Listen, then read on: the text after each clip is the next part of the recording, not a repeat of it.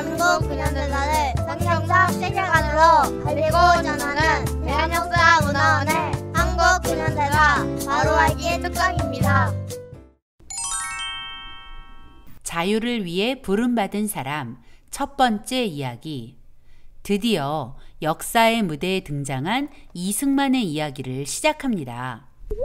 지난 시간까지 종의 멍에를 짊어진 채 고통당하던 조선에 조선을 자유케 하라는 하나님의 명령을 받고 조선에 온 선교사들의 이야기를 살펴봤습니다. 오늘부터는 선교사들로부터 자유의 불씨를 선물 받은 조선이 어떻게 그 불씨를 큰 불로 만들어가는지 그 위대한 여정을 따라가 보겠습니다. 대한민국 탄생의 위대한 여정. 지금부터 시작합니다. 잠깐 성경 이야기를 해야 할 것 같습니다. 출애굽기 3장 7절에서 10절을 보겠습니다. 여호와께서 말씀하셨습니다. 내가 진실로 이집트에 있는 내 백성들의 고통을 보았으며 그들이 감독관들 때문에 울부짖는 소리도 들었다. 나는 그들의 고통을 잘 알고 있다. 그래서 내가 내려온 것이다. 내가 그들을 이집트 사람들의 손에서 구해내고 그 땅에서 그들을 이끌어내어 아름답고 넓은 땅, 젖과 꿀이 흐르는 땅, 곧 가나안 족속과 헷 족속과 아모리 족속과 브리스 족속과 히위 족속과 여부스 족속의 땅으로 인도할 것이다. 이제 이스라엘 백성들의 울부짖는 소리가 내게 들렸고 이집트 사람들이 그들을 억압한 것을 내가 보았다. 그러니 이제 너는 가거라. 내가 너를 바로에게로 보내 너로 하여금 내 백성 이스라엘 자손을 이집트에서 이끌어내게 할 것이다. 지금 읽은 출애굽기의 내용은 하나님께서 이스라엘 백성을 애굽에서 구원하시기 위해 모세를 부르시는 장면입니다. 기독교인이 아니더라도 모세라는 이름은 한 번쯤은 들어보셨을 것 같네요. 모세는 하나님의 명령대로 이스라엘 백성을 이집트로부터 이끌어내어 홍해를 건너 광야를 지나 약속의 땅 가나안이 보이는 모압 평지까지 인도했습니다. 그 여정은 약 40년이나 걸렸죠. 40년 동안 하나님이 세운 지도자 모세는 이스라엘 백성이 하나님이 약속하신 땅 가나안에 무사히 들어갈 수 있도록 인도한 최고의 인도자였습니다. 우리나라에도 모세와 꼭 닮은 사람이 있다는 걸 아시나요? 우리 민족을 조선이라는 암흑의 땅에서 대한민국이라는 약속의 땅으로 인도한 그 인도자. 이 사진 오른쪽에 서 있는 사람이 바로 그 사람입니다. 이 사람은 누구일까요? 이 사람은 세종대왕의 형 양녕대군의 16대 손입니다. 1875년 3월 26일 황해도 평산에서 태어났고 신동 천재였습니다. 6살에 천자문을 다 외우고 13살부터 과거에 응시했다고 합니다. 이 사람에게는 최초라는 수식어가 아주 많이 따라다닙니다. 최초의 왕족 출신 기독교인, 우리나라 최초의 일간지 매일신문 창간, 우리나라 최초의 미국 박사학위 소지자, 한국인 최초 미국 내 베스트셀러 작가, 우리나라 최초의 신채시 작가, 우리나라 최초의 대통령. 이쯤 되면 이 사람이 누구인지 아시겠죠? 네, 바로 대한민국의 건국 대통령 이승만 박사입니다. 자, 이제부터 우리 민족의 자유를 위해 부름받은 사람 이승만, 그리고 이승만을 사용하셔서 자랑스러운 대한민국을 건국하신 하나님의 웅장한 섭리의 역사를 소개합니다. 이승만 박사는 우리나라 건국 대통령입니다. 하지만 이상하게도 대한민국은 이승만 대통령에 대해 잘 알지 못하고 오히려 심각한 오해를 하고 있습니다. 남북 분단의 원흉, 부정부패자, 독재자, 친일파, 미국의 앞잡이, 6.25 전쟁이 일어나자 국민을 버리고 도망친 사람, 학살자, 부정선거로 대통령이 된 사람 등 너무나 황당한 오해를 하고 있습니다. 그 오해대로라면 이승만은 지독한 악당입니다. 그러나 이승만 대통령에 대한 이런 황당한 말들은 결코 사실이 아닙니다. 치밀하게 계획된 역사 왜곡으로 만들어낸 가짜 뉴스일 뿐이죠. 왜 역사를 왜곡하면서까지 이승만 대통령을 악인으로 만든 걸까요? 그 이유는 대한민국의 정체성을 부정하기 위해서입니다. 즉, 대한민국 자유민주주의 체제를 허물고 공산주의 나라를 세우려는 것이죠. 그래서 공산주의 나라를 꿈꾸던 사람들은 오랫동안 그 목적을 이루기 위해 역사를 왜곡하면서 공을 들였고, 그 결과 지금의 대한민국은 그들의 뜻대로 흘러가고 있는 중입니다. 그래서 우리들은 당연히 알아야 할 건국 대통령을 모릅니다. 또 건국 대통령을 오해하고 비난만 합니다. 더구나 건국 대통령이 공들여 이룩한 대한민국의 자유민주주의 체제를 부정하는 지경까지 이르렀습니다. 이승만 대통령에 대한 오해 때문에 이승만 대통령이 눈물로 이루어낸 모든 것을 부정하는 지경까지 이른 것이죠. 이제라도 우리는 이승만 대통령의 흔적을 따라가면서 그가 무엇을 어떻게 왜 그렇게 했는지 진실과 대면해야 합니다. 그것이 무너진 대한민국의 정체성을 회복하는 시작이기 때문입니다. 오늘은 먼저 대한민국 건국의 지도자 이승만 박사의 성장 배경과 배제학당을 통해 자유민주주의라는 혁명적 사상을 깨닫고 조선을 구해야겠다는 강한 열정이 불타오르던 청년 이승만을 만나보겠습니다. 이승만은 양녕대군의 16대 손인 왕족입니다. 양녕대군이 세종대왕의 큰 형님인 건 알고 계시죠? 그는 1875년 3월 26일 황해도 평산에서 태어났습니다. 황해도 평산에서 태어났다는 것은 왕족이기는 하지만 아무 힘도 없는 집안이었다는 것을 알려주는 단서입니다. 그 당시 조선 서북 지역에 살던 사람들은 양반이라 해도 권력이 없고 삶의 형편도 좋지 않았습니다. 다른 지역 사람들로부터 무시당하는 신세였죠. 한마디로 인싸가 아니라 아싸였습니다. 이승만은 조선의 사대부들이 다 그렇듯 철저한 유교 사상을 교육받고 자랐습니다. 뿐만 아니라 불교를 통해 만사 형통을 기대하기도 했습니다. 즉, 이승만은 유교와 불교 세계관으로 세상을 바라보던 사람이었다는 것이죠. 그는 13살부터 나이를 속여 과거에 응시할 만큼 명석했고 뛰어난 인재였습니다. 그런 그의 꿈이 무엇이었을까요? 장차 과거의 급제에서 왕을 위해 목숨도 기꺼이 바치는 충신이 되는 것이었습니다. 단종을 위해 목숨을 바친 사육신, 성산문 같은 충신이 되는 것이 이승만의 꿈이었죠. 충신이 되려면 출사를 해야 하고 출사를 하려면 반드시 과거에 합격해야 합니다. 워낙 뛰어난 사람이었으니 장원급제는 당연했죠. 그러나 19살이 될 때까지 계속해서 과거에 도전했지만 번번이 실패를 맛보아야 했습니다. 이유는 이미 합격자가 정해져 있었기 때문이죠. 당시 조선 조정은 썩을 대로 썩어 있어서 돈으로 당락이 결정되었죠. 그리고 이런 일을 주도한 사람이 다름 아닌 조선의 왕, 고종과 왕비 민비였다고 합니다. 사치로 바닥낸 내탕고를 채우기 위해 고종은 아주 열심히 관직을 팔고 과거 합격증을 판 것입니다. 그 여파로 이승만은 번번이 낙방이라는 쓴 잔을 마셔야 했던 것이죠. 설상가상으로 이승만에게 더 불행한 소식이 들려왔습니다. 바로 과거제도 폐지. 이승만이 19이 되던 1894년 갑오개혁이 시행되었고 과거제도가 완전히 폐지되면서 이승만의 꿈도 산산조각나 버렸죠. 과거제도 폐지는 사실 이승만을 위한 하나님의 서프라이즈 선물이었다는 걸 그땐 몰랐죠.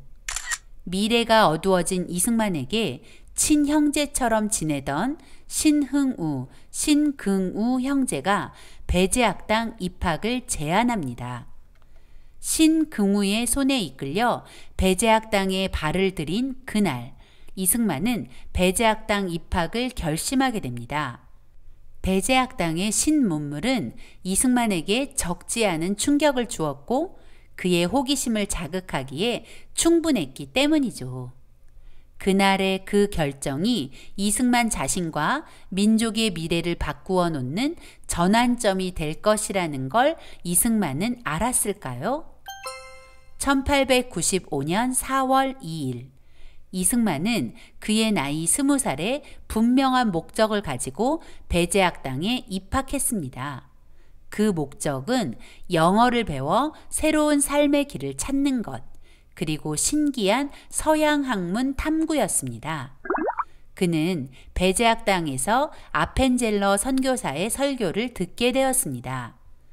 유교적 세계관에서 자란 이승만에게 아펜젤러 선교사의 설교는 괴상망측하게 들렸습니다.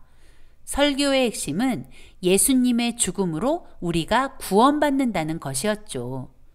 놀라운 일들을 한다는 사람들이 왜 저렇게 바보 같은 생각을 할 수 있지? 어떻게 이런 터무니없는 교리를 믿는다는 말인가? 위대한 부처님을 알고 공자의 지혜를 아는 유식한 학자는 저런 교리를 믿을 수 없다.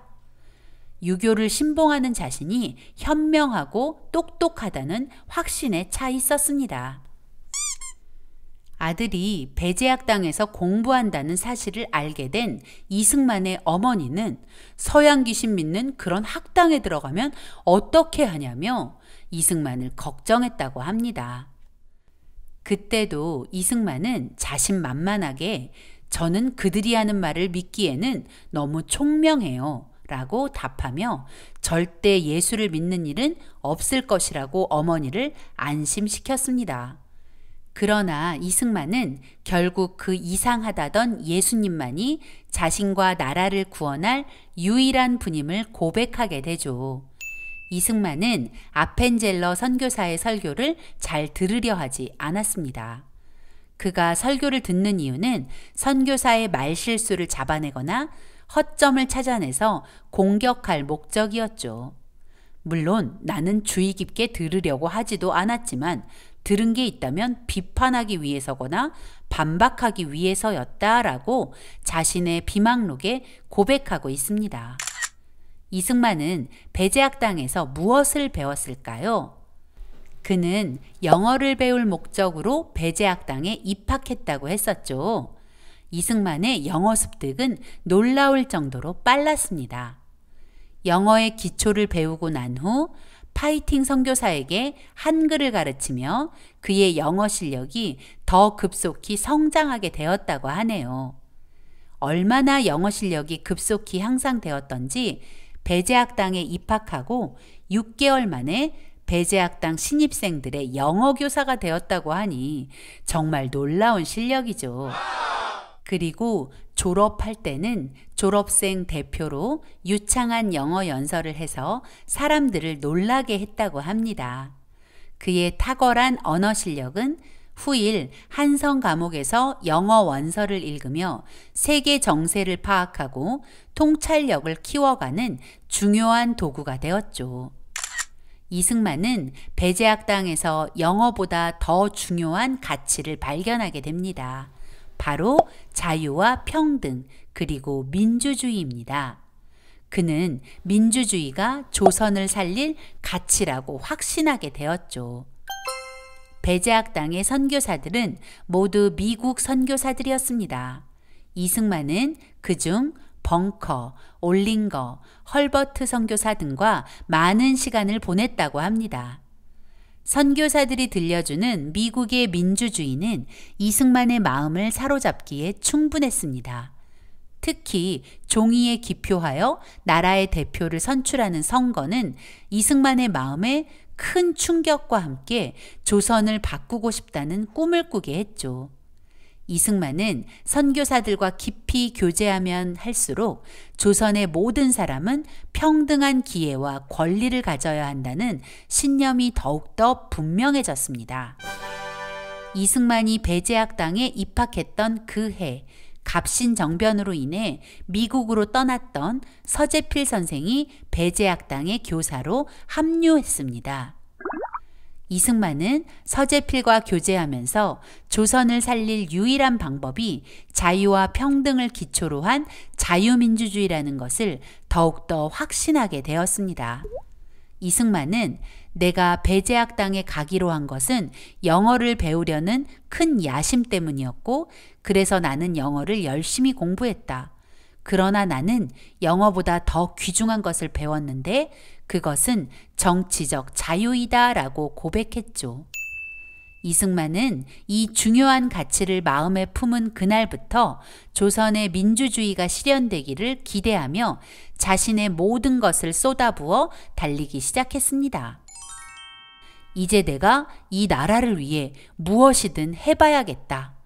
이승만의 마음에는 자신이 조선을 구해야겠다는 강한 열정이 불타오르고 있었습니다. 이승만은 신문을 통해 조선 사람의 마음을 움직이려 했습니다. 협성회보의 주필로 활동하면서 조선 조정을 신랄하게 비난하기도 했습니다. 그 비난은 진실이었고 이승만의 글은 날카로웠습니다. 따라서 고종과 조선 조정의 심기를 아주 불편하게 만들었죠. 아펜젤러 선교사는 이승만을 보호하기 위해 협성회보에 글을 실기 전 자신에게 검열을 받도록 했습니다. 그러나 아펜젤러 선교사의 말을 받아들이기 힘들었던 이승만은 스스로 신문을 만들어야겠다고 결심하고는 매일신문을 창간합니다. 매일신문은 우리나라 최초의 민간신문으로 우리나라 신문 역사에 아주 중요한 자리를 차지하고 있습니다. 또 제국신문과 독립신문에서 주필로 활동하며 무능한 조정을 비판하고 조선 사람들의 인식을 바꾸려 노력했습니다. 그리고 독립협회를 조직하고 만민공동회라는 대중집회를 열어 사람들 앞에서 직접 연설하면서 지금 조선의 현실과 이 혼란한 상황을 극복할 방법은 오직 민주주의라는 새 가치를 받아들이는 것뿐이라며 조선 사람들을 설득했습니다. 우리는 지금 위기 가운데 있습니다. 여러 강대국이 조선을 둘러싸고 서로 조선을 집어삼키려 하는데 우리가 힘을 내서 외국의 힘을 물리치고 우리 스스로 조선을 다스릴 힘을 기릅시다 라고 말이죠. 1898년 3월 10일에 열린 만민공동회에서는 러시아 저령도 조차 반대 연설을 통해 세계 열강이 우리를 집어삼키려는 것을 보고만 있지 말고 힘을 모으라고 호소하기도 했습니다. 이승만은 신문과 만민공동회를 통해 조선을 빼앗으려는 일본, 러시아, 영국으로부터 우리나라 주권을 지키고 독립을 보존하자는 주권 수호 운동과 무능한 조정 대신들 나와라, 군주제를 개혁하자라고 외치며 입헌 군주제 개혁을 주장했습니다. 다른 나라에 휘둘리지 말고 스스로 주권을 행사하는 나라가 되자는 주권 수호 운동, 그리고 왕을 부정하지는 않지만 정치는 정치가들에게 맡기자는 입헌 군주제. 이승만의 이러한 강력한 주장에는 분명한 이유가 있었습니다. 갑신정변과 텐진조약, 그 결과물인 청일전쟁, 그리고 을미사변과 아관파천 등의 굴욕적 역사 속에서 고종과 조정 대신들은 반성 없이 점점 더 나라를 망쳐가고 있었기 때문입니다. 그런 사이 러시아와 일본은 조선을 빼앗으려 으르렁거렸습니다. 그럼에도 불구하고 고종에게는 입헌 군주제 개혁이 마치 역모처럼 느껴졌고 러시아와 일본 사이에서 눈치만 보던 조정은 주권 회복엔 관심이 없었습니다. 결국 고종은 독립협회와 만민공동회를 탄압하기에 이르렀습니다.